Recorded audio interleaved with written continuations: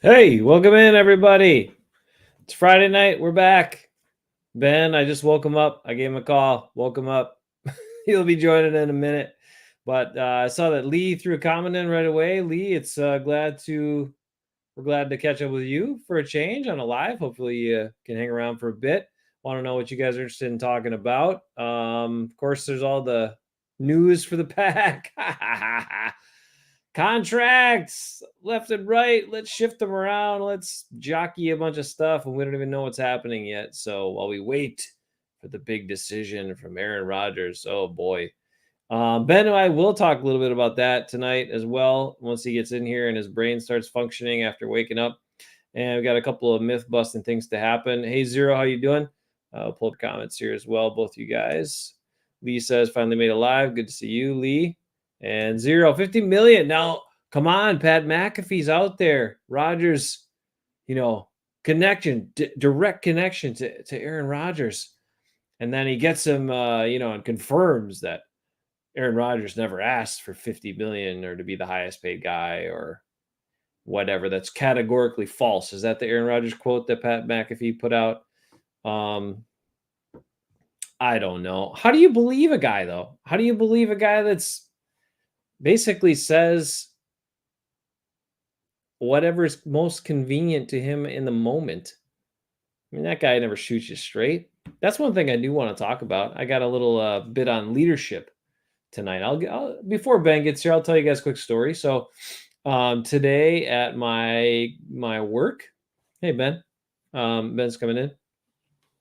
But today at my work, we had a meeting and we did we did a number of things. But one of the parts of the meeting was a new piece from our HR person who talked about leadership, and she displayed something as she was talking about, well, there are a number of different, leadership qualities that people might have, and you might make a list and things like that. And there are all kinds of books about leadership and all this stuff. But she kind of narrowed down to like 5 areas that a lot of people and a lot of people who have written books and leaders out there who have been very successful have identified certain 5 characteristics that are pretty universal. And yeah, she shared that with our entire company or our nonprofit in this case. And I was like, the whole time, as she was talking about it, as I was looking at the list, I just thought, man, none of these resemble Aaron Rodgers. So I was going to make a snarky comment when I got my opportunity to address the staff and say, hey, could you send that to Aaron Rodgers? But I didn't. I held off on that at the meeting. It was, supposed to stay professional at work and all that stuff. Had it happened on our show, I definitely would have made the snarky comment and done it. But anyway, I'll share that with you now because I do have that list. It's a cute graphic, but that or a cute slide that she made, but the message is the same. So let me just pull it up while Ben comes in, and we'll share that info with you. I asked her if I could have that so I could take a look at it. Where am I? There I am. Beautiful, beautiful. We're pulling it in here, getting it together. Ben, I think, will be in a moment. Here's the graphic that I wanted to share. All right, let's make it nice and big so you can all see that real well, right? So leadership qualities, some 5 universal leadership qualities. Integrity, accountability, communication, empathy, and positivity. Now, you can look at Aaron Rodgers' conduct and at times say he is positive, at times say he has some integrity. Well, maybe not on that one. Okay, so at times maybe he can be, hey Bernard, hey, I was gonna comment. I thought we lost you, man. It's good to have you back around. Look, we are Packers fans to the bone, buddy. That's what we're all about as Packers fans. What we're not is want one player to hijack our whole team and franchise. That's not what we want. But anyway, as I finish this up, communication, he talks a lot, but I don't know how well he actually or how truthfully he communicates with anyone. I don't think he has a lot of empathy for people, even though at times he plays himself up that way. And so, anyway, I'm just putting it out there. Ask yourself honestly. Look at these 5 key leadership qualities. How many of those do you really think Aaron Rodgers has? I would say 0 to 1 is my estimation, but maybe that's just me. Okay. So I wanted to share that with you. There's one other thing that a friend shared as well. So before Ben gets in here, AR-12 for life. Really, Bernard? Even after, okay. If he just wants his buddies to play with and he just wants a bunch of money and those sacrifices go across the whole team, you're really okay with that? Man. Okay, Bernard, you're right. I don't know the man personally, but he has been in the public eye a lot. And in the last year, especially, he's revealed a bunch of who he really is by his actions and words to us. So I at least have a better understanding of him than most people, than I do of most people that I don't see talk that much or haven't watched and heard them say the things and do the things that they do. So anyway, I don't know him directly, but he's put a lot out there publicly. So that's what we're going by. His actions and words and how often the contradictions came up make you have to question stuff. I'm sorry, dude. And the biggest thing for me and Ben and everybody that's Packers fans is, look, man, he hasn't gotten it done in years. He hasn't gotten it done in more than a decade when it counts. And we've been pointing out on this show by just looking at plays, showing plays from games, decisions that were made by Aaron Rodgers, even though he's very talented. There are things he doesn't want to do, and those are hindering the Packers from winning. And then on top of that, you put all these things into play, all the money in play, all the contracts, the mess the cap is, players you really need to sign back to solidify your defense. You need to get better in other areas. If you spend a ton of money on 2 guys in Aaron Rodgers and Davante Adams, what are you going to have left? Who else can you sign to shore up your team? And then do you really have, if you have a bunch of holes, do you really have a chance at winning a Super Bowl again? I don't think you do. Your team's not good enough. So we can have this continued regular season success by signing back Aaron Rodgers and signing back Davante Adams because we know that they want to come together and stay together, and that's a ton of money. And if Ben ever comes on here, we'll talk about Davante Adams as well. But if you do that, you have too much money tied up in those 2 guys, man. I'm sorry. Whether you're a huge fan of them or not, at some point you gotta move on, and you gotta adjust. You gotta solidify the rest of the team. Look, the biggest puzzle piece here, and you're right, football is a team sport. Biggest puzzle piece here is we've been trying to fix this defense for years and years and years. I mean, how long has it been since we've had a good defense? And we finally had a group of guys that were working well together. We got lucky with Devondre Campbell being available off the street, and we got lucky with Rasul Douglas being kicked around the league. And now you're going to just not be able to sign those guys back because they need to be paid a little bit, because you're going to have so much money tied up in your quarterback and a soon-to-be 30-year-old wide receiver.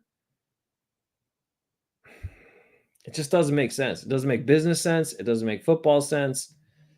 That's just the way it is. There's Ben. Hey, Ben. You're awake.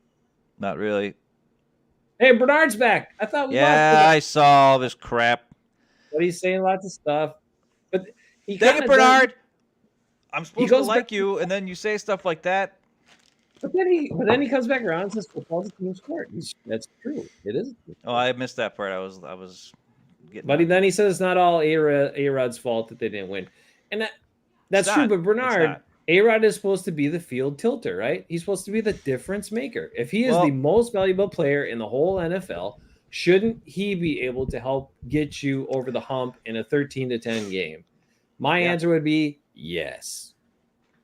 well, here's my thing. Okay. This last season, the salary cap was $186 million. Yeah.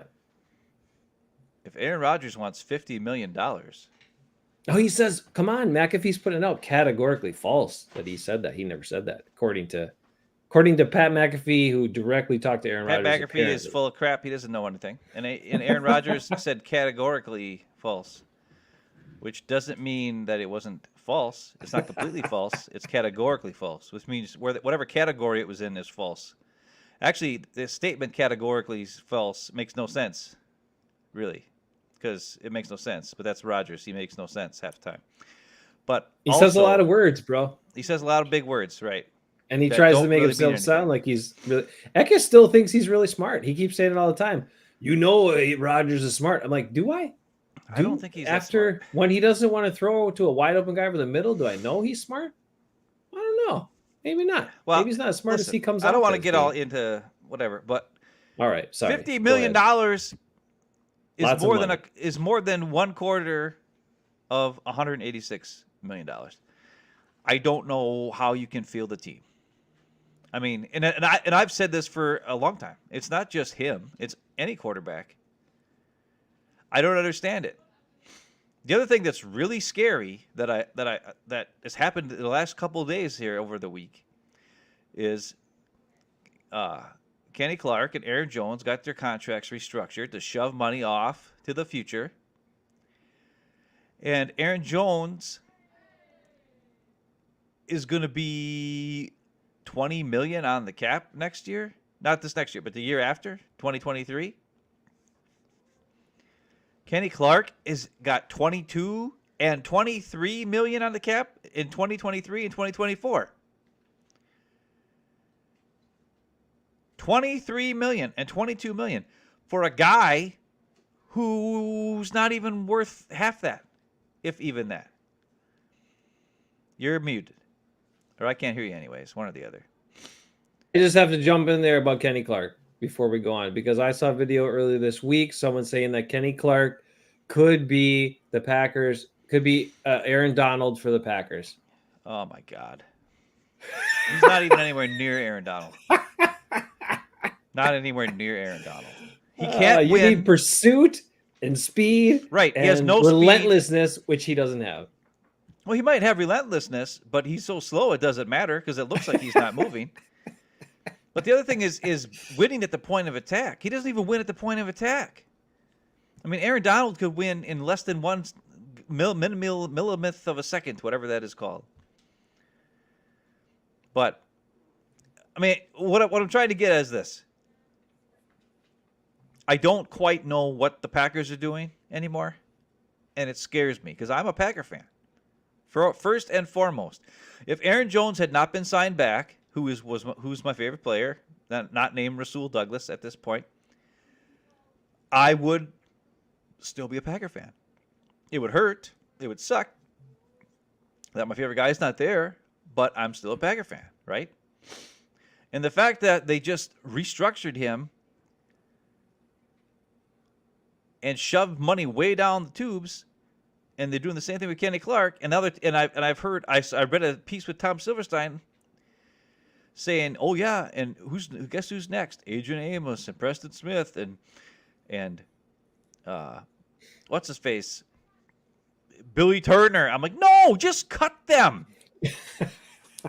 Don't keep shoving money down the tubes, down the lane, and then have you getting screwed worse and worse and worse. Like, this is going to be, I just don't. It drives me nuts. Well, it drives me nuts to listen to this crap and to listen to these people who are reporting and listen to the Packers, for instance, who are all, our priorities, Aaron Rodgers priorities. Okay, well, if your priority is Aaron Rodgers, what else are you going to put on the field? Because you can't pay Aaron Rodgers to be the highest paid quarterback. Devontae Adams, our another priority, Devontae Adams. Okay, maybe this year, and then you just keep showing. And then you know what? In 2 years from now, you're going to have me on the field. You're going to have to get me out there because that's all you can afford. Because I will gladly do it for $1 million. You have a bunch of me's for $1 million, and then the cap will be $235 million, right? And you'll have $200 in dead money, or $200 million in dead money, and $35 million in players. And you know what your team's gonna look like? You and me out there, and Bernard. You'll have you, me, Bernard, Lee, Zero, Rick. That's who's gonna be on the Packer squad. Now it'll be fun. I'll have a great time playing. We're not gonna win. We're gonna get destroyed. But if that's what they want, that's what they're gonna get by 2024. It doesn't make any sense. Let me ask you what the crap up and figured it out so that they're ready to go in the next couple years. Like, well, what do you think?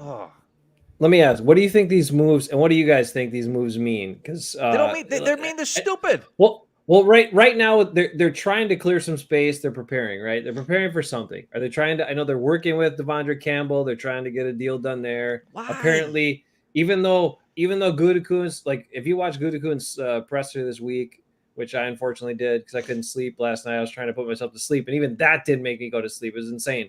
But anyway, the point is, like, Devondre Campbell, he kept talking about that. People kept asking him. Guys asked him point blank, which was hilarious, about, well, it seems like, it's a position that the team hasn't valued in a long time. He's like, oh, I mean, I wouldn't say that. I mean, we've never not valued that position, blah, blah, blah, blah, blah. But, Dre was huge and all this stuff, whatever, for us this year. So we want to keep him and want to do all this. I'm like, okay, how did you say that with a straight face, Mr. Gutekunst? Because you haven't really spent any high picks. You've passed over supreme athletes in the early rounds at that position, and you haven't spent any money to even keep a guy like Blake Martinez or anybody else. You were starting last year or 2 years ago with an undrafted free agent at starting inside linebacker. Like, come on, you value that position. Give me a break, dude. So now you're going to spend a bunch of money on Devondre Campbell, who, yes, had a great year. He's not worth being paid like top dollar. If it's kind of like an upper echelon contract and there's an out in there, or it's not a huge cap hit, fine. But I guess, I mean, I would take that one over, Devontae Adams' contract when he's going to be 30 years old soon, which I already pointed out. Like, that's the other part with Devontae Adams. He's going to be 30 years old, like, in a few months. So receivers don't get, and people in general don't get faster when they get 30 into their 30s. Okay. And he's already not fast. So you're going to pay highest amount of money in the league for a skilled possession receiver and not a game breaker. I don't get it. I don't get it at all. So what are these moves doing right now? Like okay, we're clear. Well, they've got it. They're over the cap, so they have to get under the cap. So I mean, that's the first thing. So that they have to do. Okay. And they're doing it with two guys who have contracts that are long, that are there for a couple more years yet. So these first couple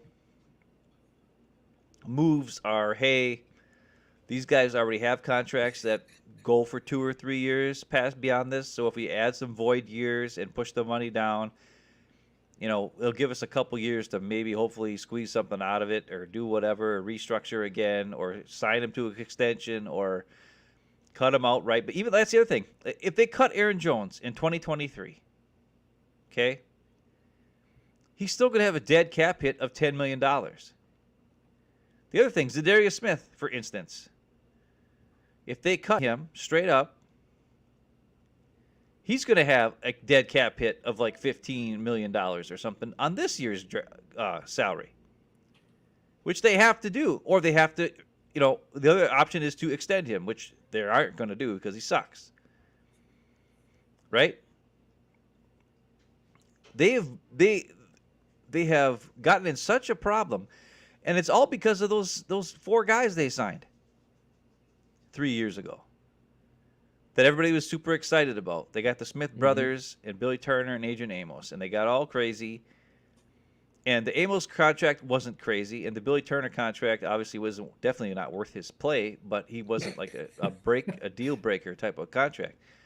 But Preston Smith and Zadarius Smith especially Zadarius Smith's contract was insane. When you look at what they gave him, especially for what he had done in the He'd done league. nothing. Like, He had done right. nothing. I mean, They gave what was him that all way based on? too much money. I don't know. And even the Aaron Jones contract was to make the money look good, to make him look like he was the sixth highest paid running back or whatever it was, Yeah. for average years, whatever. They had to backload so much money into that his last couple of years look ridiculous. And it's just too much. It's too much. You can't, I don't know what to do. They fell, and then they fell into the trap where they keep, just because it's your guy and he's sort of good. All I see is a blank screen again. I don't know what you're doing. I don't know if you put it on me again, but I hate it when you do that because all I see is nothing. So just stop doing that. I had to adjust something with my settings here. Sorry. Okay, whatever. Well, don't do that anymore. Anyways, they've done it with Bakhtiari. They've done it with Kenny Clark. They're gonna, if they do it with Devontae, it's like they did it even with Nick Perry back in the day. Yep. Just because you have a guy at a position that's a position that you're weak at, you have only one guy who's good at that position. Right? And because you don't know if you're going to be able to draft a guy and he's going to be any good, and you don't know if you can sign a free agent who's any good, you overpay these guys because you know they're okay, but they're not great. And then you end up with yourself screwed. Especially when Bakhtiari gets hurt. Especially when Kenny Clark is definitely not as good as everybody thinks he is. Especially if Devontae comes back and they sign him for a big-ass contract, and you're like, what are we doing? There comes a time when you need to let guys go. And the other part that's so stupid is when they had guys who were solid, very good players who they could get for on the cheap, like a average, contract, or even less than average contract. Like a guy like Micah Hyde, like a guy like Mike Daniels, who they just cut straight up. These guys are good players who they don't have to pay top dollar to, who aren't asking for top dollar. They just want respect because we know they're good players. They let them go. But yet when they have this one guy who sort of maybe could be one of the best top 5, 10 players at his position, we're going to give him number one money? It's just stupid. And it's led to this. It's led to a quarterback now who's also the GM, quarterback GM. Who thinks he's a GM, who doesn't understand the cap, but he wants to make all the money, and he for sure wants his buddies all there. Yeah. And that's the big issue now. He wanted all his buddies. He's so excited for David Bakhtiari when he got his contract. So excited to get Devontae Adams. Let's trade Randall Cobb. Let's get him back, even though he's $8 million, $9 million on the cap. They got to restructure things, force it into the future to make it look good. Blah, blah, blah. Big Dog, one of the... Big Dog, let's get him back, even though he's useless. Doesn't block. He's another tackle out there. Except he runs like an offensive tackle out there. Okay. And what does it lead to?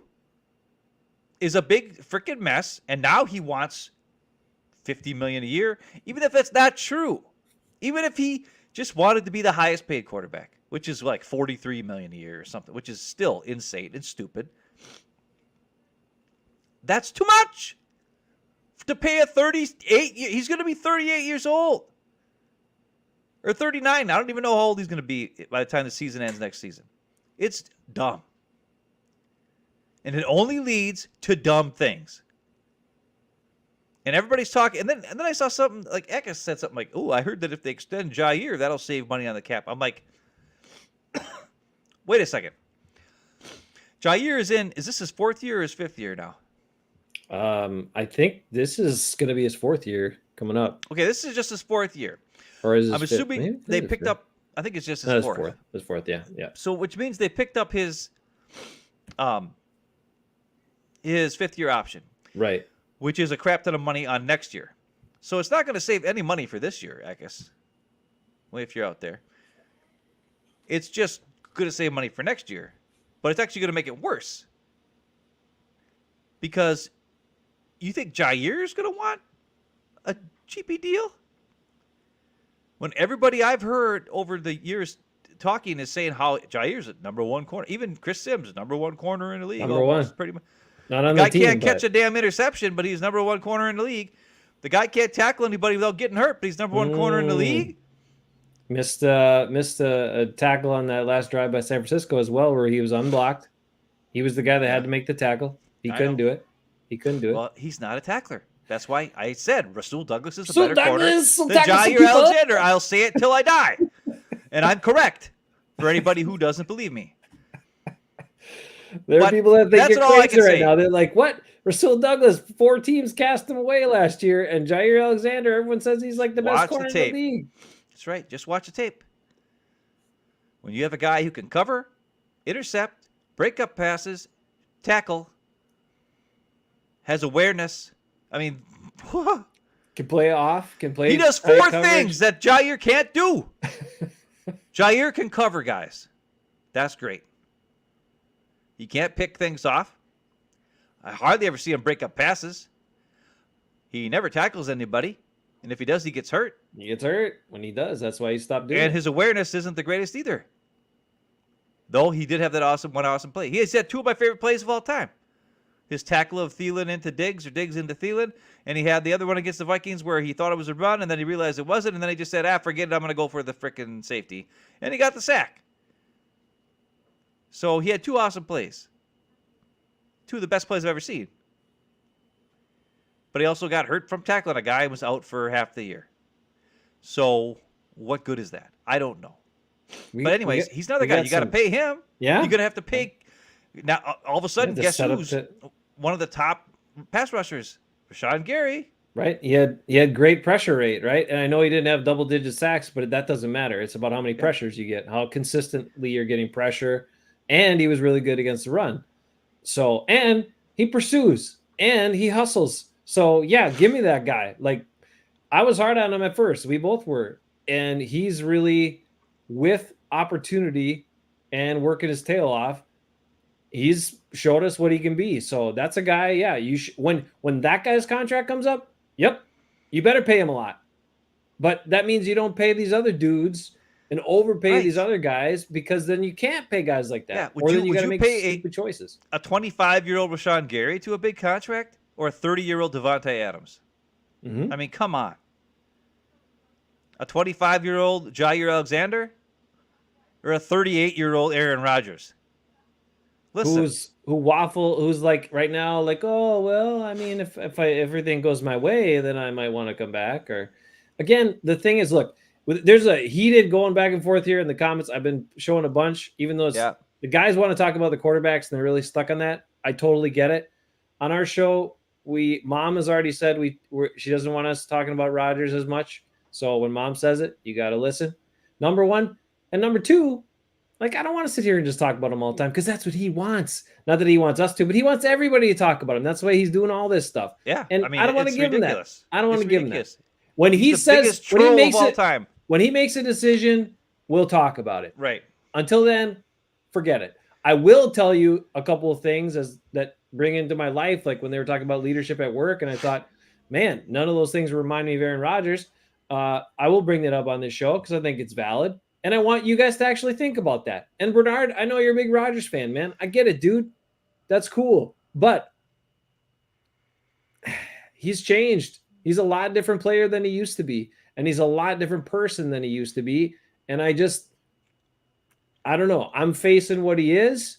I want you guys to think about it, because if and when when he leaves, which might be soon or might be another year and then go or whatever, but when that happens, I don't want you to be all broken up and gloom and doom. The Packers are doomed. No. But if they screw all these contracts up, then they could be doomed for a while. But if they make the right decisions now and can keep good players around, then we're not doomed. It just means we play different. Well, that's the other thing. It's very more of a team, right? Like, listen to that. Think about this. After the playoff game, Aaron Rodgers says, playoff loss. He said, I don't want to be any part of a rebuild. Yeah, no rebuild. Okay, well, this year might not be a rebuild, but based on the fact that they're pushing all these contracts out, guess what, Aaron Rodgers? The year after this is probably a rebuild, or the year after that is probably a rebuild, based on the fact that they can't possibly have all those guys come back with all those huge contracts and all that huge stuff on the Bucks. And you're telling me Rodgers is going to be happy about that? That's the thing that scares me. What happens if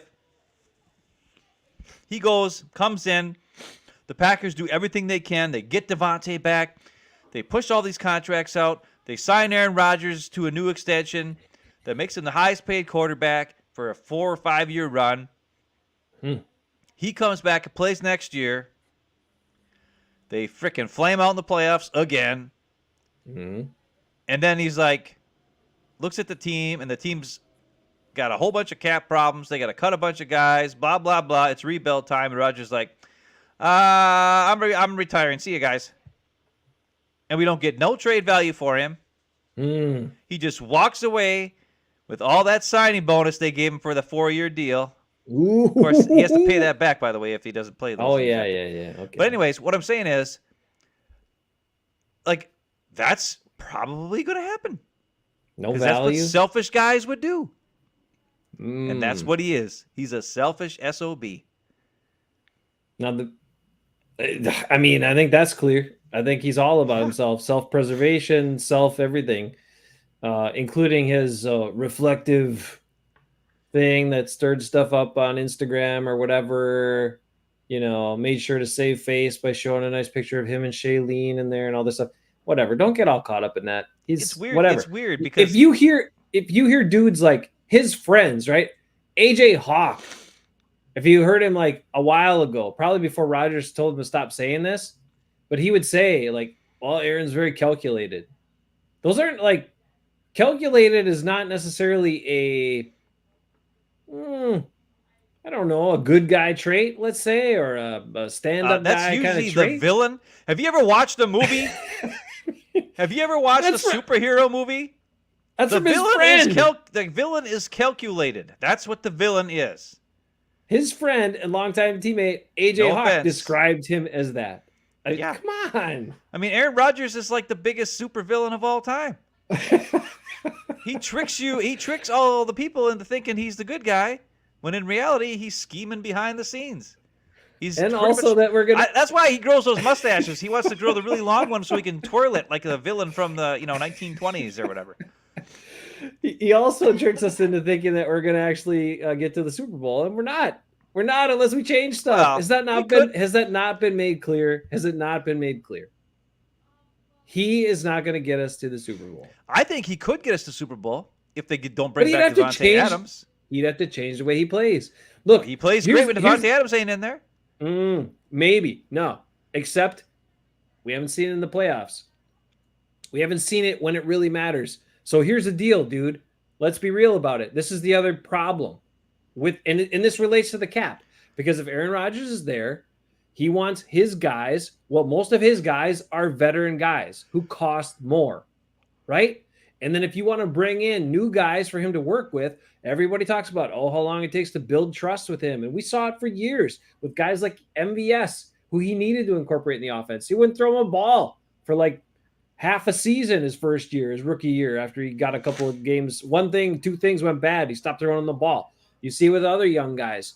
It's like, if you're going to have him want all his guys there, his guys cost a lot of money. He costs a lot of money. His guys cost a lot of money. It doesn't work. It doesn't work. So part of the problem is also the fact that he is, difficult to work with and takes a long time to build up trust.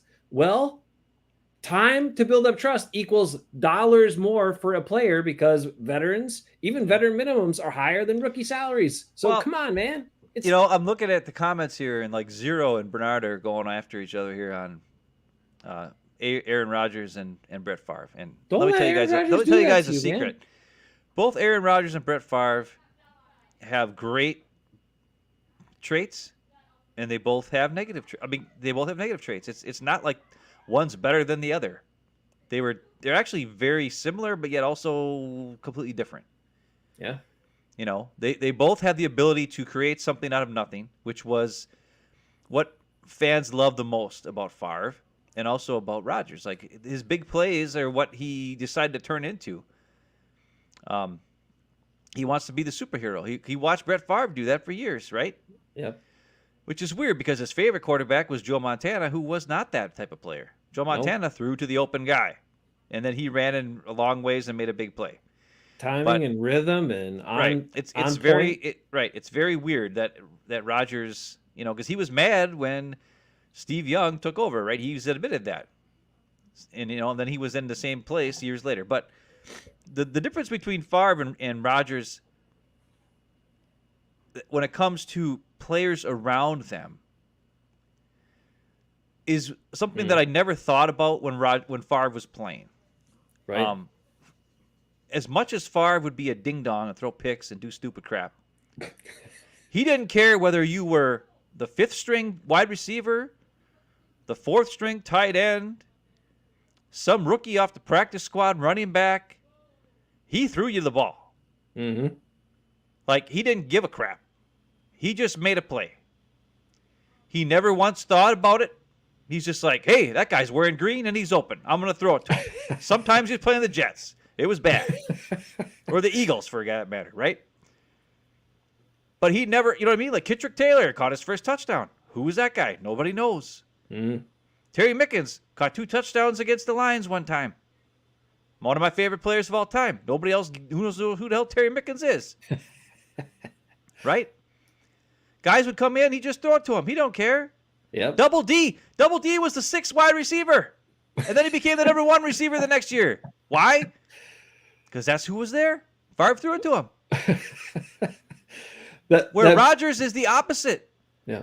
Rodgers is like, that's my guy. I'm going to practice with you. I'm thinking about things. I'm looking over here. Oh, wait, this route's going to be good. But I'm not even going to look at that guy because I don't trust him. I'm just going to wait for Devontae to get open. Instead of running the play. Mm. And sometimes Favre wouldn't run the play because he would preset it in his head before the play started. He's like, I'm throwing to this guy or whatever. He'd go back and look and be like, oh, crap. I'll throw it in there even though there's 3 guys there. And it's weird because I used to hate Favre for all the picks he threw. It drove me nuts. Right. And it's weird because Rodgers is the exact opposite in that category. Rodgers wants to make plays, but he's going to make sure that he doesn't make the mistake to make a big play. Right. And that's why there's so many drive killers, so many dead drives for the Packers with Aaron Rodgers as the quarterback. With Favre, it was never like that. They didn't have dead drives. He'd throw a pick. They'd either score a touchdown or he'd throw a pick. Like, that's all it was, right? There was no stall drives. And that's, it's so weird. Like, and at least that's more exciting. Because with Rodgers, it's, we're either going to score or we're going to get into field goal range and then screw it up and kick a field goal.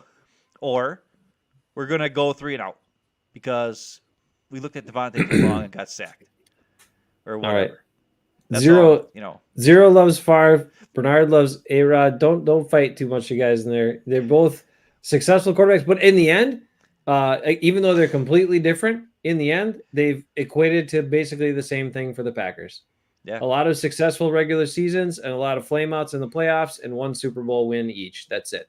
So the thing, as I didn't want to interrupt you, but it made me think of, something Greg Jennings said at one point early on. He talking about the 2 quarterbacks, and he was like, Brett, he said, I'm going to sling it. I expect you to catch it. And, and then he talked about how the difference with playing with Rodgers was like, but I just remember him saying that one, he's like, with Brett, it was simple. He just said to us, it's like, and it's just like you said, Greg Jennings was a young player when he was playing with Favre, and Favre was just like, I don't care who you are. I'm going to sling it. Expect you to catch it. That's it. Yeah. It's, simple. It's just odd. It's odd to me that 2 guys who are so similar and have been great players, both of them were, for years and The years. results are really similar, right? But But different. they're Yeah. totally different mindsets, totally different. Like Favre, was he ever calculating?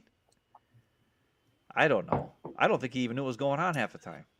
He even Oh, said but he said Ty Detmer had to teach him what a freaking nickel defense. He didn't know what a nickel defense was.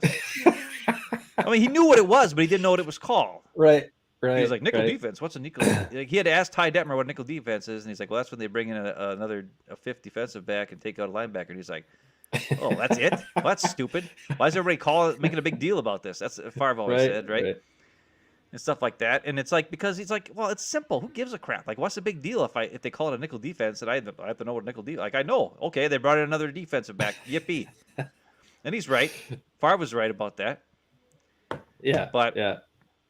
I mean, it's just, dude. I, Look, that's yeah, yeah, the yeah. reason. The reason. I'm ready Look, for the new. thing is, I'm ready for something new. right. Period. Everybody's look. I This don't is the think thing. I Jordan Love is don't. the answer. I don't. No, Based on what I I've don't seen either. from him, I don't think he has. Like, just watching Joe Burrow, watching Right. Justin Herbert, not even their Yeah. throwing, but their demeanor on the sidelines, their demeanor with the team. And part of that could be because, hey, guess what? He is behind Aaron Rodgers, and Aaron Yeah. Rodgers has got a lot of cachet, and there's not really much you can do. It's not your team.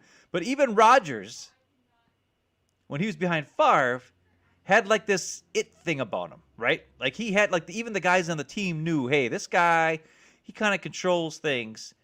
He knows what's going on, at least by year 2 and especially by year 3.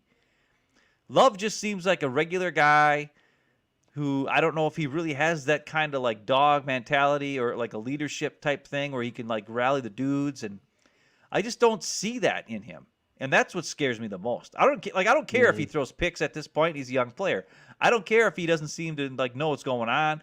If he freaks out when he gets blitzed in his face and throws a pick, that stuff happens to young players. But the thing that scares me is his demeanor in the huddle, his demeanor on the sidelines, his eyes. He looks like a guy who's afraid. Like when he's on the field, he looks afraid. He looks like he's questioning. His eyes are so big, it's like, oh my God, oh my God, oh my God. And we didn't see that from Aaron Rodgers when he was a young player. He looked like he knew he was ready to go. And Favre, we knew for sure was ready. He didn't care. He just went in there and chucked it. So Yep.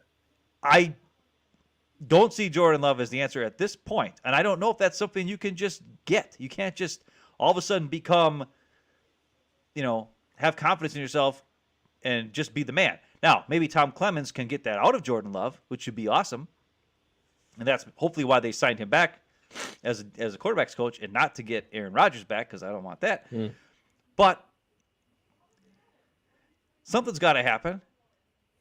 And I'm just sick. I'm sick of 30 years of diva. That's one good thing. I don't think Jordan Love's a diva. So that's good. Okay, go ahead. I got too many thoughts on stuff you were saying there. I hope I get back to some of them. Number one, I think you're right, about Jordan Love. But let's be honest about Jordan Love. It was a mistake. He wasn't supposed to be a first-round pick. No. He was supposed to be a third-round pick, maybe, right? He wasn't supposed to be a first-round pick. And if you took the guy in the third round, you wouldn't expect all the same stuff from him. But the Packers took him in the first round, and that's the hand he was dealt. It meant more money for him, but it also means a lot more expectations. And, I don't know. Now, the thing that I think about Jordan Love is I think right now he's been being trained to play quarterback the way Aaron Rodgers plays quarterback and see the game of football the way Aaron Rodgers sees the game of football, by doing all the checks. Because even in the game against Kansas City, he was trying to like get the checks and this and that and like make the changes and blah, blah, blah, blah, blah. And it's like, he's not the same guy. Let's just teach him Matt LaFleur's offense. Yeah. The actual Matt LaFleur's offense. Let's not have the meld of the McCarthy LaFleur offense and the Rodgers LaFleur offense. Let's not have that. Let's break it down to the simple Sean McVay, old school, whatever it is, like, simple offense that exists, and just let him run those plays and let him do play action and run the ball first. And then I think he can do okay. I really do. I think he can. I think he's athletic enough to throw on the run and do the boots and all the things you got to do. I think he's also good enough at throwing deep balls if you want to hit shot plays off play action. I think the biggest time he struggled is in the pocket with a lot of pressure on him. Yeah, which So who doesn't do that? right. But Unless so you're a if veteran who knows what's going on. I mean, look, right. I showed you Russell Wilson last year in the playoffs against the Rams where he got pressured a couple times.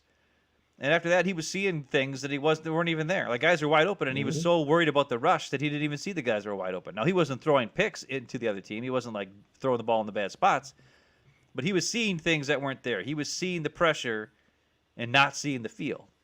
So it can happen to even veteran players who've been around for a long time. For sure. I mean, look at Tom Brady in the second half of the championship game the year before. He chucked it up to every time he got pressure on him. But you just throw it up for all the 3 picks in the second half. Yeah. But what I'm saying about Jordan Love is I think that's a mistake right now. I think because Rodgers is there, he's being taught by him, he's being trained by him to like meet that expectation to play that's at that same level, and that's not who he needs to be. Okay, he just needs to be a competent quarterback that can maybe be taught to run the Matt LaFleur offense, and then maybe he would be okay. I don't know. I would hope so. That's what I think about him. I listen. Everybody knows how I feel. I'm sick of. I'm ready for a change. I'm sick of the same crap. I said halfway through the year, hey, if it goes us there, I'm going to ride this out this year. I will be an Aaron Rodgers fan, sort of, on the field until, he doesn't get us there, and then I'm going to rip the crap out of him. And that's exactly what we're doing. And that's exactly what I'm going to do. He needs to be held accountable. He's not held accountable. He's not held accountable. Not once. He just isn't. And the worst thing that could have happened was the special teams gaffes, because they gave him an easy out. They gave him an easy out again. Yep. Last year, it was the Gute not giving him a chance to make the play, because Aaron Rodgers was going to make the play on 4th and 8, and then they were going to get the ball back, and he was going to make more plays and score another touchdown and then win the game, because he was going to do that.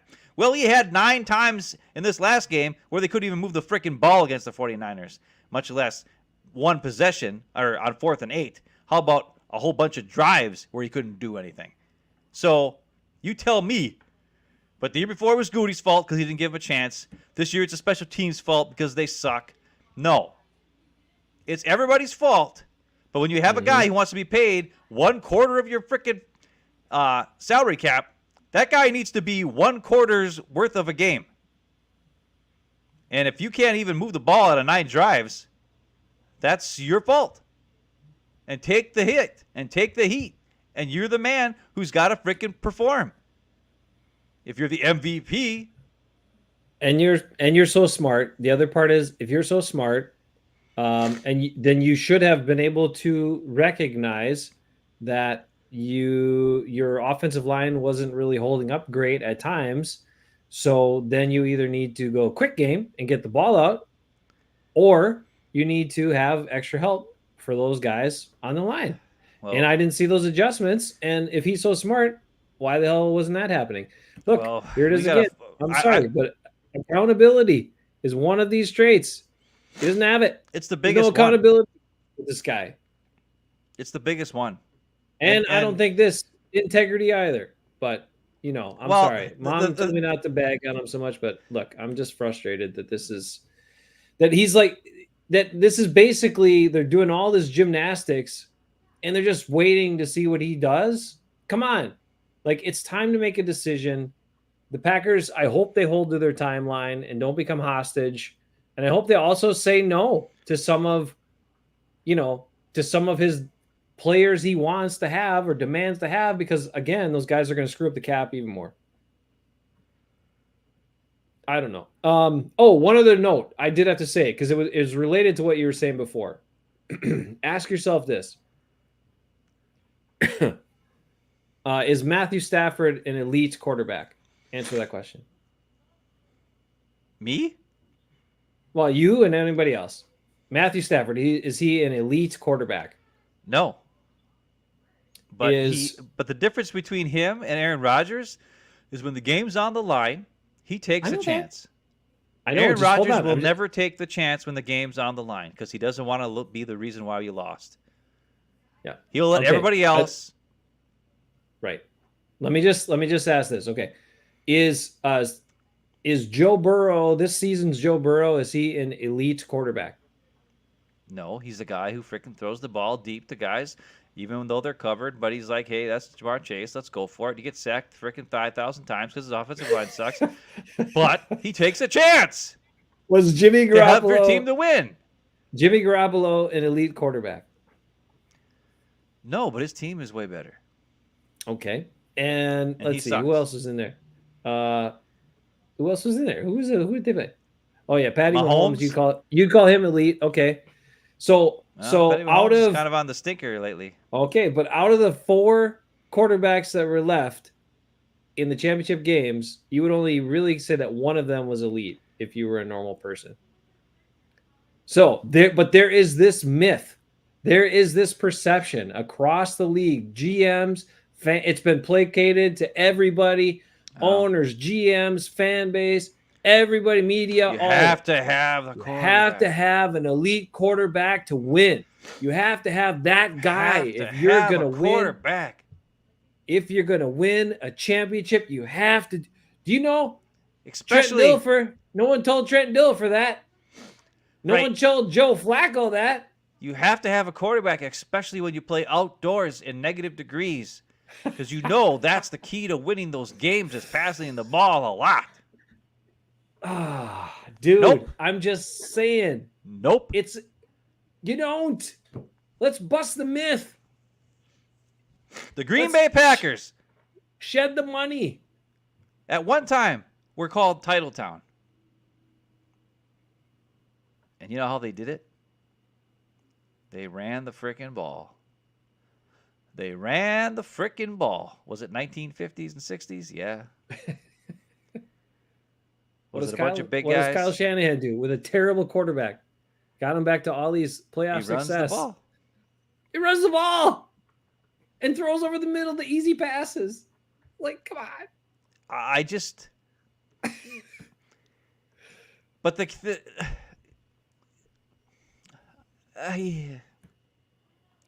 we just say the same stuff every week, so I don't want to talk about it anymore. I just wanted to ask those questions about those quarterbacks because that's a stupid. It's just, come on. I don't believe it. I don't believe it. If you build a team, if you have a solid defense, if you have a good running game, if you have good special teams, which I know is asking a lot for the Packers, right? Because we've been going for quite some time without good special teams. But if you have that, you can win. You can win with a serviceable to good quarterback. And if you have a guy that's like Stafford, who is pretty darn good and also has some talent, maybe he makes a couple game-changing plays or difference-making plays. There you go. You can get it done. He just proved it. All these guys have proved it. Like, come on. I don't think Burrow's elite. I think it's too early to say that. 0, but that's fine. I mean, I think Burrow is confident. I think he's fairly accurate. I think he does have... He's got an it factor about him. I don't think his talent is anywhere near Justin Herbert. But he's got a swagger and an ability to lead that guys follow. And when you have that, it can make people believe in something, right? Like Aaron Rodgers had the same thing. Like people believe that they're going to win when they have Aaron Rodgers on the team. The difference is, at this point in his career, Aaron Rodgers doesn't take the shot anymore. He doesn't try to win it. He just doesn't want to lose it. And it has nothing to do with whether we're ungrateful or not, Bernard. It has to do with the fact that the guy doesn't want to be the reason that they lost. But he wants to take all the credit when they win. Well, he's more concerned about personal legacy at this point, I think. Well, like, what does he have to go? He can't possibly ever catch Tom Brady. Right. We've So said the it. only Yeah. thing he has is his interception to touchdown ratio and the fact that he's been the most efficient quarterback in the history of NFL. So he will go But down as the most efficient mm, quarterback in the history of the NFL as far as but the guy who doesn't throw picks and throws touchdowns. he could get the MVPs now. I said it a couple weeks ago. He could, and maybe that's and to be honest, if I'm Aaron Rodgers, uh, Green Bay is might be my best chance to get an Well, of course it is. MVP again because I can do whatever I want, and Well, it's all about me already, do you think right? listen, if he got traded to another team, he would be even that much more doing whatever he would want. Are you kidding me? They'd have to let him. At I least mean, the first year. right, If right. if something went wrong that first year, though, the Mm, fans and the team would turn on him so fast that you would not ever believe it. Like he would be shocked because he doesn't have a buildup of 15, 16 years to go on. So if mm. he shows up in a trade and then the team stinks, or they see that he doesn't take the shots, and like if you see the same stuff that we watch where the guys are wide open and he's not throwing to them, he doesn't even look at them, and they talk about that stuff. They won't have the reporters like around here in Green Bay where they just sugarcoat everything and be nice to him. They'll go after him, especially if they're losing. And that fan base, wherever it is, will turn on him in a second. Oh, Lee. Lee drove down Holmgren Way. Holmgren. There's a guy who should be in the Hall of Fame. Yep. But what are you going to do? Should go in this year with Leroy Butler too. Dang it, that would have been smart. That would have been a good thing. Dick Vermeil's pretty good. Zero says you wouldn't mind your man Gardner or Taylor Heineke. Taylor Heineke, I don't know. He kind of, but those guys are very similar. They're very similar. You could coach him too and be like, look, dude, if you're back in the pocket and you got a chance to run, don't even try to pass it. Just take off and get some yards, get some first downs. Gardner Minshew's not much of a runner. No, but I mean with Heineke, that's what you do. Heineke's a runner. Gardner Minshew's he's more of a facilitator. Right. But he's got the swagger and the goofiness that, I mean, he would fit in perfect as a Packer. Honest to God, he would. He'd be perfect. But so would Quinn Miners. So the Packers are dumb. Oh, Quinn Miners, so awesome. Everybody's Bernard points. Hold on. Bernard points out that Rodgers is a great playoff quarterback. The numbers will back you up, Bernard, when you look at him in totality. Even the year they won the Super Bowl, he looked pretty rough a couple except games. For the wins and losses will not back you up, my friend. Try the NFC Championship games. Look at his stats at NFC Championship games. That too, yeah. The Bear game, bleh. The one against Atlanta, he gave up. He gave up in the third quarter. Watch the tape. Watch him on the sidelines, just standing there. He knows it's over. He didn't even try to come back. That's the difference between him and Brett Favre. Brett Favre against the Rams threw 6 picks in a playoff game because he kept trying and trying and trying. He shouldn't have. They had no chance of winning that game. They did have a chance if he didn't throw 6 picks. Come on. Actually, I think it was 5 picks and a fumble, if I remember right. No, it was 6 interceptions. It was 6 turnovers or 7 turnovers. Then he had a fumble too. Yes, he had a fumble as well. But yes, but I mean, that's the difference. That's why I can't get behind him. He's not my type of player. I gotta show you one other thing here. This is something else that a friend shared here. He's a coach. He's a leader of a group. And just one thing here: 10 things teammates don't let teammates do in championship cultures. Cut corners, whine and complain. Well, then we're screwed because all I ever do is whine and complain. Well, we're not worried about being champions on this show. Okay. Whine and complain, make excuses, act selfishly, disrespect each other, divide the team, trash the coaches, and embarrass the program, give up. Well, that's Aaron Rodgers. Or let teammates down. And I didn't read that first part when I first read this list, and I was like, man, this sounds like a list of Aaron Rodgers. Yeah, to me. But I'm sorry, Bernard. That's where I feel now. You know how Aaron Rodgers always says his favorite player was Michael Jordan, right? Right. He always did. I think Aaron Rodgers should have been a basketball player. It's a more sport. If he was a basketball player, he would probably be fine. Because basketball, you can do all those things that are on that list and still win. because one player can make a difference. Yeah, that's right. Giannis showed that. Right.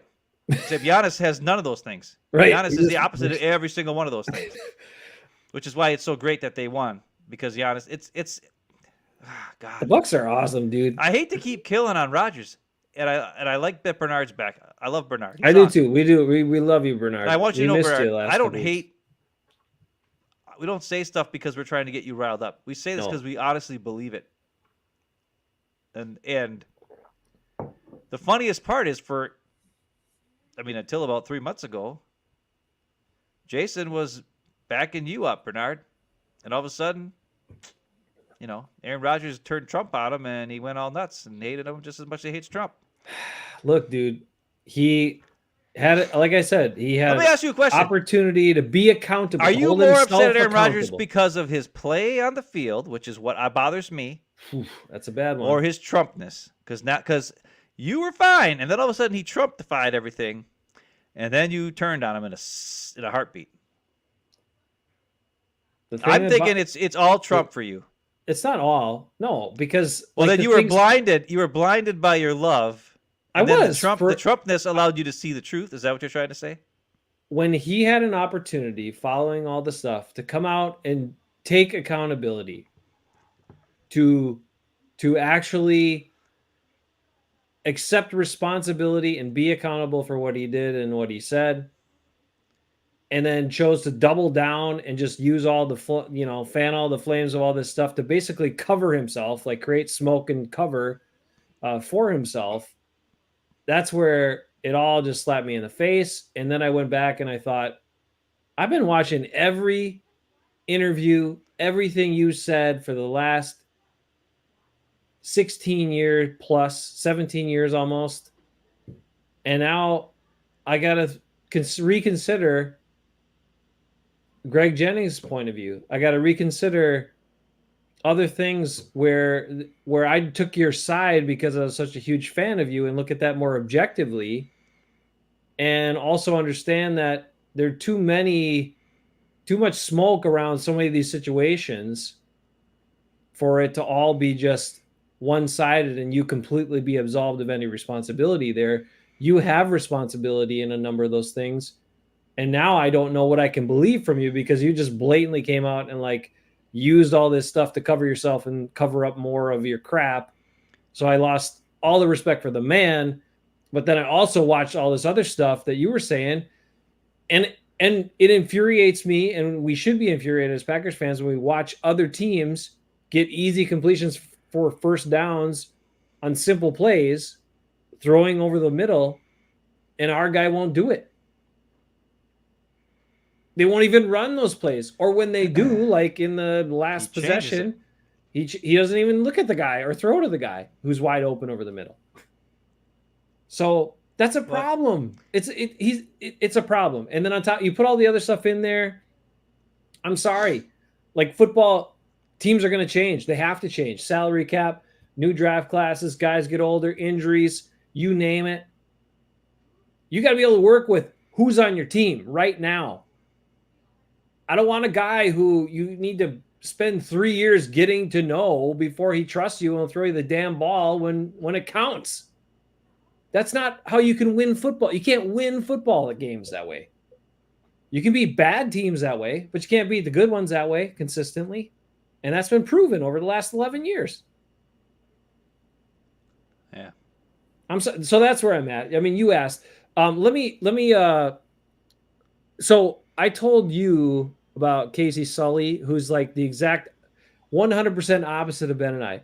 He does all these super short videos of plays, or like 15, 20 seconds of like showing a play, diagnosing it, and he just does one clip, circles a couple stuff, points some stuff out, and it's like, and he doesn't say a word. And he's got some plays out there. Well, I started looking at some of these plays popping up, and I have a question about people who evaluate football. And I'm going to go to my guy here on this one, probably because he's not going to be a Packer anymore after this year. But I want you to watch a couple things. We're going to look at a couple things Casey Sully pointed out, and I want you to watch a couple things, and you tell me that these people who evaluate and grade every play and all this stuff, because these aren't handpicked plays for my guy. These aren't handpicked plays saying, "Oh, Lucas Patrick is awesome." No, these are actually plays for showing other things, and he just happens to be awesome in these plays. And I'm thinking if he's awesome on these plays that aren't even supposed to be highlights of him, then he's got to be pretty good most of the time. So how is he the lowest graded offensive lineman by Andy Herman on the season, or the lowest graded Packer offensive player, or whatever the hell it was? Lowest graded Packer offensive player, Andy Herman said. All right. Well, let's just take a look. I don't know what he could possibly be looking at, because Billy Turner is on the field too. Let's take a look at this particular play here. All right. So this is A.J. Dillon run, and I'm crediting you here, Casey Sully, for this A.J. Dillon run. I'm going to get through these pretty quick. I won't harp on it too long, but Lucas is playing center here, right here. All right. Here's my man. And he pauses it for a while, but it goes quick. All right. So they're on a quick double team here. Lucas has leverage. I like that. Lucas has got the leverage on the big guy. And then he ends up finishing him off. I think he pauses here. Oh, yeah, he's going to show Jenkins. This is what he highlights on this play. Jenkins removes the 3 technique. Okay, Jenkins and Runyon are doing a double team here on a smaller guy, by the way. And watch what Lucas does here. I want you to show. All right, so then he points out that there's a linebacker kind of in this hole here. And then Dillon's going to cut back behind the pulling tight end and off of Lucas's butt here. And look, Royce Newman's in a really bad spot. Good thing he didn't have to block somebody by himself in this one. Yeah. I think Lucas is there to help him out. So he says right here, Dillon reads the filling linebacker and cuts back over there. Now Lucas is already dominating this double team block. He's the reason it's working. And then he shoves that guy, and that linebacker jumps the hole. See? The linebacker was in the wrong hole, saw Dillon cut. Now he jumps back, and watch Lucas. Get out of here. That's 2 blocks on 1 play. This is not a play. Well, they just talked about Jenkins dominated his guy. A.J. Jenkins didn't dominate that guy, because that guy actually beat Jenkins on the play and got into the hole and messed it up almost. So that's actually that's not good to show. Okay. If you're showing Jenkins to look good, that's not a great play to show Jenkins. Well, they're not showing anything about Lucas Patrick, but Lucas Patrick was probably the star of that play. Lucas Patrick dominated on his guy and then also got a hit on another guy. So Lucas Patrick should have been the dominant player on that play. Now let's watch this play right here. So this is one. He's at center again. They're doing a double team. Ben, they did a lot of good double team blocks here in the Arizona game. I'm not sure what was up with that, but I like it. And they ran the ball pretty well in that game. Okay, so here's Lucas starting out on a double team. He says the linebacker jumps through the hole. He reads this off the double team. Let's watch what happens. All right, they advance it now. Okay, Lucas secures the double team again. Again, I don't know what Royce Newman's doing, but good thing they finally figured out he wasn't any good. This is the same exact play. No, it's not. No, it's not. Yeah, it is. It's got the pulling tight end. No, it's the same offensive play, but it's not the same play that we watched. No, I know, but it's the same play call. Yeah. You're right. You're right on that. So this time this linebacker jumps in this inside hole. Runyon can't get there. That's too much of a reach for him. But Lucas shores that guy up, so he can't penetrate. Now they're pointing out the tight end.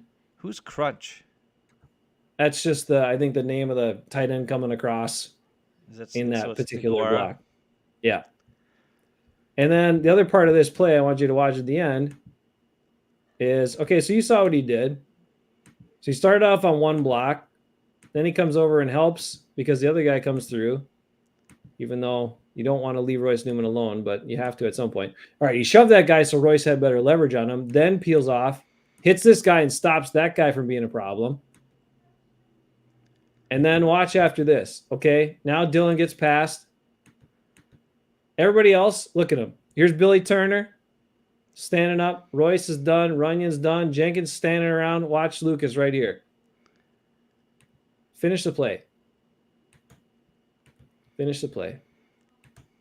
Yeah. I guess I have one more to show you because I wanted you to see this too. This is on a wide zone. He's center again, same game. All right, he comes up, hits hard on that double team. And I think Royce Newman is peeling off the double team quick. He does. So Lucas has got this big guy right here, all to himself. That's a huge man right there. Now Dylan has to decide in his cut, which he's pointing out. Hope he cuts inside because he got Runyon Bunyan blocking up nobody up there. He can probably Bunyan's get got that nobody. linebacker. Jenkins is trying to get that reach block. And watch Lucas bury this dude. He just buries him.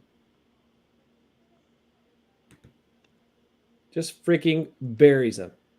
You're telling Jenkins me sucks. You're telling me that guy is the worst graded offensive player for the Packers? Their best offensive lineman happens to be their worst graded offensive player? Come on, dude. Come on. What do people look at? I know I love him, but I'm telling you, when I look at how he plays, I love him because of how he plays and because of the dude he is. If he sucked, I wouldn't love him so much. But he doesn't suck. He's actually really good.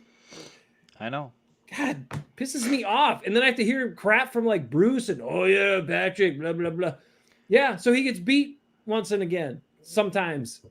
But he does stuff like that most of the time, where he's not just getting one block, but he's probably getting 2 blocks. Anyway, I just had to point that out because I ran across that stuff. Thank you. Credit to Casey Sully and his quick videos that gave me a chance to get through that. Well, you're never going to see a quick video on this channel. I can tell you that. All right. That also shows you if we have the right offensive lineman in, we might be able to run the ball with these backs. But as a philosophy, All right. That's the only other thing I wanted to bring up other than, Bernard, we love you too, buddy. We do love you, Bernard. And I'm glad to see you back, man. We missed you. We miss anybody. If you guys that hang around, you guys all have really insightful stuff. We know you're passionate. We can tell that too. And we're passionate. Sometimes we're organized. Sometimes we're not. But we try to be passionate. Let's see. What was the other thing? Oh, that was the one other thing, I guess, Ben, is and again, the reason we talked as much about Rodgers and all this situation was because of the money involved, as well as the rest of it. But if you take a look at how much money you have to spend securing Aaron Rodgers, Davante Adams, maybe another guy that he really wants on the team. So that could easily be $80 million, maybe more, maybe $85 million. I mean, you could have 4 guys making up $100 million. Actually, it'd be more than that. So if you, dumb. You want to sign half your salary cap to be 4 players. You should want to sign Rasul Douglas back. How much is that going to cost you? $10 million? I don't think it'll cost that much. I told you when I watched the PFF show about the free agents, there was a ton. There was like 15 cornerbacks they mentioned. They didn't even mention Rasul Douglas. There are a lot of corners in the free agent market right now. Okay, but they gave Kevin King $6 million last year. So that's because they're stupid. Nobody else was going to give him that. Nobody was going to give him that. I'm sorry, Bernard. I didn't mean to get Bernard going on that guy. That was so dumb. They could have signed Kevin King for nothing. Anyways, apparently somebody said that if they actually sign back Kevin King this year, it will save them money because they signed him to like a void year contract. It's weird. So somehow if they actually bring Kevin King back, it'll actually cost them less money. He can pretty much play for free. Like it'll be less on the cap because he's already going to be on the cap. So if they sign him back, it'd actually be under the cap that it would hit that. It's weird. There you go, Bernard. We got him going now. There you go. But what I wanted to say. Okay, so I'm not a super smart person. I'm not good at math. I'm not your cap guy. Like totally. Let me just say that right out of the gate. So I just want to keep this simple math for myself because you can say, oh, they're going to backload this or they're going to do this with contracts. They would do that with any big contract. So what I'm saying is if you had 50 million, 40 to $50 million, $45 to $50 million if Aaron Rodgers gone, if you had Davante Adams, $30 million, $25 to $30 million gone, and then you had 1 or 2 more guys that Rodgers has to have on the team gone. Then they could sign back Campbell, Douglas, extend Jair. They could do all the things they need to do. That's the thing. It's so dumb. You get everything, pretty much, right? And that's the thing that people don't remember from last year. Because Rodgers wanted to change his contract, have 1 year left, and he wouldn't sign the extension when the Packers wanted him to sign the extension after his MVP season. He said, no, I don't want to. he had that huge cap hit, and he wouldn't rework his contract. So they were forced to send everybody's contracts out further. But nobody remembers that. And also, Devontae, they tried to get a contract done with him, but because he wanted to be the highest paid, because that would have saved a bunch of money too, if they could have restructured Devontae's contract. Because his cap hit based on his salary bonus would have saved the Packers $12 million last year. Had they extended him. But he wouldn't sign the extension. And it was those two players that forced the Packers to send out Preston, extend him, do crazy stuff with that, forced their Aaron Jones contract to have all that backloaded in the back, do the Za'Darius restructure, do the Amos restructure, do the Billy Turner restructure, sign Clark to that stupid deal where he makes $2 million last year and he makes $25 million in the last 2 years of his contract. That's all because Rodgers and Adams would not work with the team. But nobody remembers that. That's selfish. Hello, everybody. And now this year, it's the same thing. They're waiting on the same two guys. Because for some reason, they think they have to have them back. Just let them go. Build the rest of the team around them. And there you go. I think if Jordan Love started next year, I don't know. I don't think the Packers win the Super Bowl. They'd have to sign back all those guys. But I think Jordan Love, as quarterback of the Packers, this last offseason, or this last postseason, they would have won the Super Bowl. They would have won the Super Bowl. What? That's bold. I said it after the game. That's bold. I think if they just had a competent quarterback who threw over the middle and took the easy play, they wouldn't. They might have won the Super Bowl. But look, man, it's a dollars and cents thing, and it's also it hasn't worked in forever kind of thing. So everybody's talking about running it back, doing the same thing again. We've seen the results. It's not going to happen.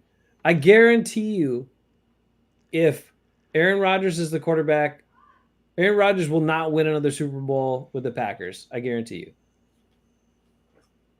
Whoa. Okay, 0, that's no. What does it say? No. AR's No. Jay Cutler. No. No, because he works hard. You cannot deny that he works his butt off. He studies hard. Well, I don't know if he works that hard. Well, okay. He took the whole offseason off. And a matter of fact, I bet you he's gonna want to take this whole offseason off too. By the way, up until this, just up so until you know, this last year, up until this last year, he was there on everything. You could tell he cared about it. He studied film. He does all the stuff. All that stuff. Fine. Like, he's not like one of those guys, but he is a guy that is limiting the play on the field because of the way he wants to play. And actually, while there are some things that are magical plays, which we totally get, there are simple plays that could work that are taken out of the offense that he doesn't run. That if you had a different quarterback, you'd run those plays. And there's things that Rodgers can do that most quarterbacks can't. Yep, and that's absolutely. just the truth too. So hey, I mean, I don't hate. That's the thing. It's so dumb. If he just played the game right, he would be insane. Right. If he didn't overthink it and overcomplicate it. If you had Aaron Rodgers of playing the same way he did, like in the first 5 years of his career starting, we would have won the Super Bowl probably at least 2 times the last 3 years. Maybe it would have been back-to-back. We would have never beat the 49ers the first time because our defense could stop them.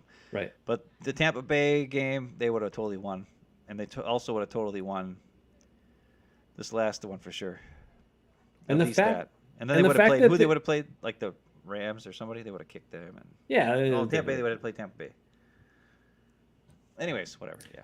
But the fact too, and you've said it before, how differently he plays and has to play when Adams isn't there. The fact that they want to tie themselves together, that also doesn't work. It's also proven to not work when you need it to work. Yeah, it doesn't work. I mean, why do you want that again, guys? I mean, come on. and it's going to cost you a crap load of money and make your team a mess. It just doesn't make sense on so many levels, especially if your ultimate goal is to win a Super Bowl. So, might be best to downgrade at some positions, upgrade at others, hold some of the team together, field a competitive team again that can win this division, can get to the playoffs. Maybe you lose in the playoffs again right away. Maybe you win a game and you lose. I don't know. But that's no different than we've had the last 11 years. So end result's the same. Listen, I don't know, right? As much as Rodgers gets the MVP of the league and the Packers won 13 games, how many of those games were very slim margins of victory where they could have gone either way? I don't know if this team is really as good as everybody seems to think it is. Okay? Even if Rodgers was playing within the offense. I mean, we needed Aaron Rodgers to come from behind to beat the 49ers the first time in the week 3 or 4, whatever that was. Mm-hmm. Yeah, they got screwed by the refs like 25,000 times in that game, so they deserved to win that game. They probably would have beat them by a crap ton if they weren't playing against the officials. I get it. We need Rasul Douglas to single-handedly win 2 games for us, and almost half of a third one against the Browns where he had all those picks. But that was mostly just Baker Mayfield being stupid. Yeah, that's true. You know, I mean, we had to have Sean Mannion start for the Vikings because Kirk Cousins had COVID. That was nice. Thank you. I mean, you know what I mean? Like, these were wins where they were supposed to get them. I mean, the Bengals kicker, who ended up being awesome at the end of the year, missed a crap ton of kicks. Same time that Mason missed a crap ton of kicks, it was like, who could be crappier at kicking? You know? But then eventually that guy turned it around and became like the man, right? Well, Mason Crosby is old. Sorry, Mom. Anyways. But a lot of these victories the Packers had this year were not dominant ones. But then when they lost, they got freaking their butts handed to them. So who's to say that they bring everybody back next year and they'd end up what if they end up being 5 and whatever what the hell's the other number now? 12, I guess. Yeah, 5 and 12. They could. Even with Aaron Rodgers and Devontae back. And all these guys that are top players at their positions back. I mean, we had them all, and we barely squeaked out wins here and there. We needed miracle plays by Aaron Rodgers and Rasul Douglas and all these guys, and a guy kicking like crap, and all this stuff, and then Sean Mannion just to get some wins. So, I mean, the NFL season is a long one, even though there's not very many games. But things have to go your way, and sometimes they do, and sometimes they don't. And like the Vikings this year, they had a bunch of games they lost that were like the opposite of that, where the Vikings lost games to the Bengals and the Steelers and whoever else the other teams they played that were like the Packers beat those teams barely. And that's the other thing. We got to play Ben Roethlisberger. I mean, he was terrible. That was another easy win we got. Yeah. We played the Ravens. They didn't have Lamar Jackson, and they almost beat us with their backup guy. I mean, think about how many times that we lucked out that we didn't have to play like teams on their best with their best player or whatever. So I don't know. I'm just sick of everything. Well, you're also like you pointed out earlier, and this is the reality too.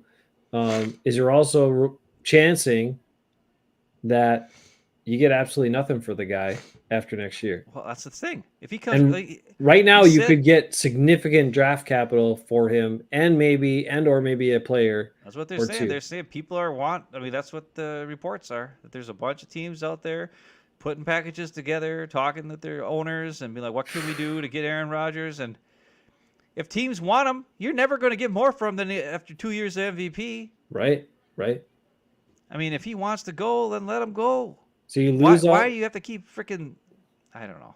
Well, you create all that cap freedom, and you get picks to get some impactful players. Yeah, and the only difference is those picks suck. Well, then guess what? You don't pay them, and you're saving money. Duh. Right. I don't know. And You got a chance to get Quinn Miners if you deal with the Broncos, but that's Dude, just they're my. never going to get Quinn Miners. They're not smart enough. Oh my god, They're it'd be so not smart awesome. enough. They could I have want, drafted him. I want to see him lead around the end, just blast some people. Oh They my could have god. drafted Luke Wilson. They didn't. God, They could sign Aaron Parker off the practice squad of the Cowboys or the Panthers. They don't. I'm telling you, Aaron Parker would be a great fit for this team. Mom's sad because she did see that the Packers brought in another kicker this week. Yeah, Mom. Now they got 2 more kickers besides Mason Crosby. It's But probably Gute said, "Hey, Aaron, Mason Crosby's a lot of good things to say about him in his press conference the other day." Yeah, well, he also said he valued the inside linebacker position, but before this year. Well, maybe they'll draft one. But they sure as hell can't pay one because they got to pay Aaron Rodgers and Devontae Adams and Oh gosh, all these other idiots. say it ain't so, bro. Anyway, No, cap so. hell sucks. We got to get through it, and they got to figure it out and not screw it up. All I know is it's a lot easier to get through it if you don't pay 2 guys or 4 guys $100 million and 2 guys like 75 to $80 million. Yeah. It's a lot easier to get through it if you don't do that. Bernard, we shouldn't be. I am a Lions fan Me too. I love the Lions. because They're awesome. they're awesome. It's hard not to like them. They're like the Mighty Ducks.